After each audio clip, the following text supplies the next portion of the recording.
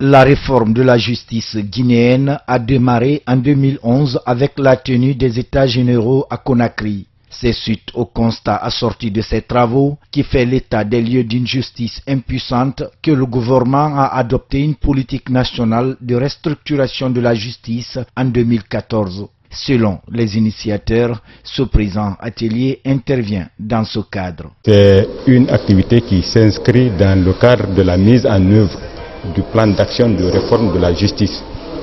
Étant entendu que ce plan d'action de réforme de la justice est articulé autour de 4 axes.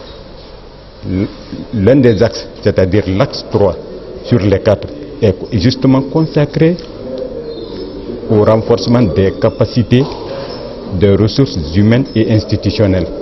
La conseillère en organisation et en conduite du changement entend, elle, jouer son rôle en ce qui concerne l'amélioration du processus de fonctionnement au niveau de la direction des ressources humaines. Il y a à réformer la DRH, aussi bien au niveau de l'organisation de la structure que de la doter de ressources humaines qui puissent vraiment prendre en charge ces missions-là.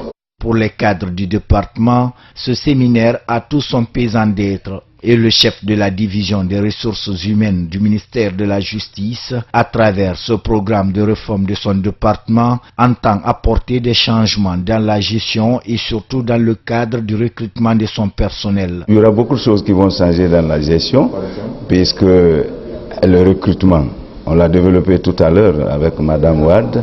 Le recrutement qui était là, le DRH n'était pas impliqué. Je crois que dans la mesure du possible, ce volet-là sera pris en compte et que le DRH participera à ce volet de recrutement. Ce sont des responsables de service, chefs de juridiction et greffiers en chef de la direction des ressources humaines qui prennent part à cette rencontre sur les méthodes et outils de gestion des ressources humaines en matière de justice.